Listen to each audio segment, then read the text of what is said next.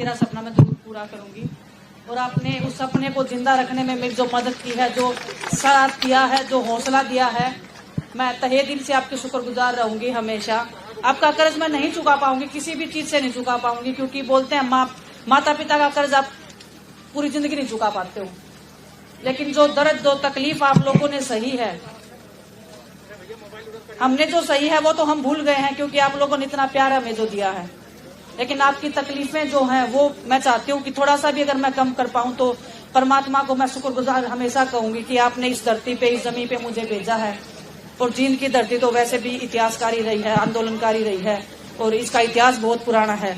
यहाँ के बहुत साहसी लोग हैं, बहुत जिंदा दिल लोग हैं। जब मेरी शादी हो रही थी तो मुझे पता था कि मैं एक ऐसी धरती पे जा रही हूँ जहाँ पे मान और सम्मान और प्यार जो है वो मुझे शायद कहीं नहीं मिलता, जो इस जींद की धरती ने मुझे दिया है। जब मैं शादी होके आई थी तो मैं चाहती तो मैं शादी बड़े शहरों में भी कर सकती थी, बड़े होटलों में भी कर सकती थी, लेकिन मेरा एक सपना था कि जब मैं शादी होके आऊं तो मेरी शादी, जब मैं अपने घर को विदा करूं तो मेरे घर से मेरी विदाई हो। तो मैंने अपने घर को चुना शादी के लिए। बहुत सारे जो न्यूज वाले लोग हैं, जो मीडिया कर्मी है, वो पूछते थे कि आपने बड़े शहरों में या बड़े होटल में शादी नहीं की, बहुत छोटा सा गाँव है। लेकिन मुझे बस प्राउड था कि मैं अपने गाँव की उस धरती को ना भूलूं। और जब मैं शादी होके आई तो आपको पता है कि यहाँ पे हमने बड़ा प्रोग्राम भी रखा था। बस मेरी दिल्ली इच्छा थी और मेरी आज भी यही इच्छा है। इसलिए नहीं बोल रही कि मैं यहाँ पे अभी इलेक्शन में आ गई हूँ, इसलिए मैं बोल रही हूँ। मेरा सपना है हमेशा से कि मैं गांव में रहूं, क्योंकि गांव में मेरा दिल लगता है। और गांव में जो जिंदा दिल लोग हैं वो शहरों में नहीं मिलते, मुझे ऐसे लगता है। और मेरा सपना है कि मैं गांव में रहूं, खेतों में एक मेरा घर हो, पुराना मकान हो, मिट्टी के घर में मैं रहूं। वैसे मेरे विचार हैं। और बस आपका साथ, आपका सपोर्ट, आपका आशीर्वाद मुझे चाहिए। परमपिता परमात्मा मुझे इतनी शक्ति, इतनी हिम्मत दे। जिस हिम्मत के साथ मैं इतनी लड़ाई में लड़ रही हूँ, बहुत मुश्किल है, लेकिन आपकी बेटी आपको वादा करती है कि हौसले नहीं टूटेंगे बिल्कुल भी। और मैं यहीं पे रहूंगी, आपके बीच में ही रहूंगी। ऐसे मत मानना कि मैं यहाँ से जीत तो चाहे हारो, कोई इस चीज से कोई मैटर नहीं है। मैं यहीं पे रहूंगी, क्योंकि जब मैं यहाँ से गई थी तो सिर्फ एक ही रीजन था कि यहाँ पे स्पोर्ट्स का, रेसलिंग का इतना नहीं था। मुझे रेसलिंग करना था, इसलिए मुझे थोड़ा शिफ्ट करना पड़ा था यहाँ से। लेकिन मैं इधर, हमारा घर है, इधर ही रहूंगी। और मैं प्राउडली फील करती हूँ कि मैं एक गाँव के एक ऐसे परिवार में मेरी शादी हुई है, जो इतना सम्मान, मान सम्मान मुझे आपकी चोगामा खाफ ने दिया है। मैं उस मान सम्मान का हमेशा सम्मान बनाए रखूंगी, चाहे कोई भी कीमत चुकानी पड़े उसके लिए। मैं कांग्रेस पार्टी का बहुत धन्यवाद देना चाहती हूँ, सिर्फ इसलिए नहीं कि मुझे टिकट दिया है। जब हम रोड पे बैठे थे तो प्रियंका जी हमारे साथ में आई थी। हम बहुत ऐसे मोड़ पे बैठे थे कि जहाँ पे ऐसे लग रहा था कि हिम्मत नहीं है, और कुश्ती तो छोड़ो कि ऐसे लग रहा था कि हम अपने देश को छोड़ के चले जाएं, क्योंकि बहुत बेइज्जती फील हो रही थी। और जब प्रियंका जी ने एक बात बोली थी मुझे कि हिम्मत नहीं हारना है, जो जवाब आप रेसलिंग मैच से दे सकते हो ऐसे लोगों को, उससे ज्यादा कहीं नहीं मिल सकता है। उस दिन मैंने फैसला किया था कि नहीं, कुश्ती तो दोबारा फिर से करनी पड़ेगी। हिम्मत आप लोगों ने दिखाई, आप लोगों ने सम्मान दिया, आप लोगों ने हौसला दिया, तो उस मंच तक मैं गई। हर एक सवाल का मैंने जवाब देने की कोशिश की। सिर्फ एक कुश्ती के उसमें थोड़ी सी चूक रह गई, कमी रह गई, उसकी कमी तो मैं कभी नहीं भर सकती हूँ, लेकिन मैं चाहती हूँ कि मेरे जो आने वाले बहन भाई हैं वो उस कमी को पूरा करें। और जब वो कमी को पूरा करेंगे तो मेरे लिए, मेरे ओलंपिक मेडल से भी बड़ी खुशी की बात होगी। से इतना जबरदस्त काफिले सा सम्मान दिया, उसकी मैं कांग्रेस पार्टी में राहुल गांधी जी को बहुत एडमायर करती हूँ, क्योंकि 2-3 साल से मैं देख रही हूँ कि वो सड़कों पर निकले हुए हैं, हर एक जनमानुष के साथ में वो जा रहे हैं, मुलाकात कर रहे हैं, उनके दर्द को समझने की कोशिश कर रहे हैं।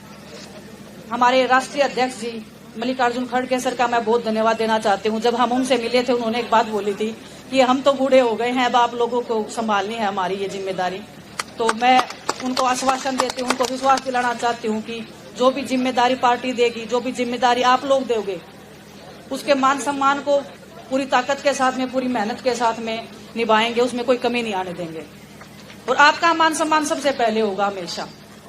ये मैं एक आश्वासन आपको देना चाहती हूँ। जिंदगी में बहुत सारे मोड़ आते हैं, राजनीति में तो बहुत ही ज्यादा आते हैं, लेकिन कभी अगर आपके मान सम्मान पे बात आएगी तो आपकी बेटी आपके साथ खड़ी मिलेगी आपको। मैं श्री दीपेंद्र सिंह हुड्डा जी जो हमारे मुख्यमंत्री रहे हैं पूर्व में, उन्होंने खेलों का बहुत ज्यादा सम्मान किया है। 10 साल से हम खिलाड़ियों को पता है कि हमने कैसे हरियाणा में खेल को गढ़ते हुए देखा है।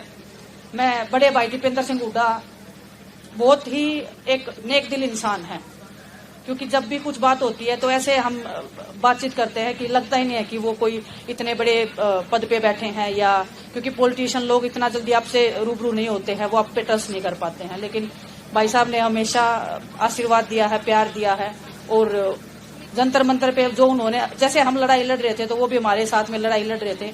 किसी भी चीज की जरूरत या किसी भी चीज, जब भी हम मेंटली फील करते थे कि नहीं अभी लो टाइम है, तो भाई साहब ने हमेशा समझाया कि नहीं विनेश, हार नहीं माननी है, बस कुश्ती लड़ना है, कुश्ती नहीं छोड़ना है कैसे भी। तो बहुत सारे लोगों का आशीर्वाद और प्यार रहा है। देश ने बहुत कुछ दिया है मुझे, और कुश्ती ने भी बहुत कुछ दिया है। आज मैं जो कुछ भी हूँ कुश्ती की वजह से हूँ।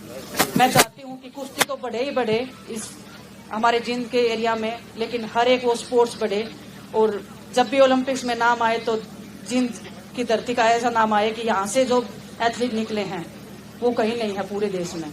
मैं ऐसा एक सपना संजोना चाहती हूँ, और आपके आशीर्वाद से, आपके विश्वास से बस ये चाहती हूँ कि आप अपनी बेटियों को जरूर आगे बढ़ाएं। जो भी बेटी छोटा सपना देखती है उसको बड़ा करने में आपका सबसे अहम योगदान रहेगा उसमें। तो जितनी भी मेरी बहनें हैं, छोटी छोटी बच्चियां हैं, मुझे बहुत प्राउड फील होगा अगर आप उसको स्पोर्ट्स में या किसी भी फील्ड में डालोगे। बस आप उसका सपोर्ट करो, उसको आशीर्वाद दो। हम जैसे खिलाड़ी जो बैठे हैं किसी भी चीज में, चाहे वो बातचीत करने से ही कई बार हौसला बढ़ जाता है बच्चों का, किसी भी चीज की जरूरत हो हम सामने साथ खड़े मिलेंगे। और मैं मेरी बहनों से जो भी, मैं ऐसे बात नहीं कर रही हूँ कि मेरी ससुराल है, मैं ऐसे बात कर रही हूँ कि मेरा परिवार है। ये मेरी कर्म भूमि है। मैं अपनी जन्म भूमि को छोड़ के यहाँ पे आई थी, और मैं चाहती हूँ इसकी कर्म भूमि को, मेरी माँ जब मेरे से पूछे तो मैं बोलूँ सम्मान से कि मैं जिस कर्म भूमि में आपने मुझे भेजा है उसका मान सम्मान मैंने हमेशा बनाए रखा है। तो आप सबका तहे दिल से धन्यवाद। ऐसे ही मान सम्मान प्यार आप बनाए रखना, आपका मान सम्मान हमेशा मेरे सराखों पे रहेगा। बहुत बहुत धन्यवाद आप सबका। एक सेकंड एक और।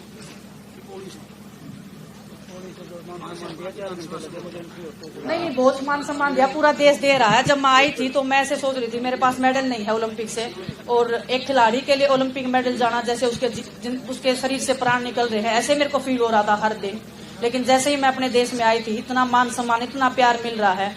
और जो प्रोग्राम था, मुझे पता है लेट हो गया है काफी, बहुत दिनों से आप लोग ट्राई कर रहे थे, कुछ बीच में अड़चने भी आ रही थी, लेकिन आज आप लोगों ने जो प्यार, जो मान सम्मान जो मुझे दिया है, मैं बस वो जिम्मेदारी समझती हूँ, उसको एक रिस्पॉन्सिबिलिटी, उसको एक उस मान सम्मान को बनाए रखूंगी। बस ये मैं विश्वास दिला सकती हूँ कि चाहे जिंदगी में कोई भी मोड़ आए, कोई भी परिस्थिति आए, मैं इस मान सम्मान को नहीं कम होने दूंगी।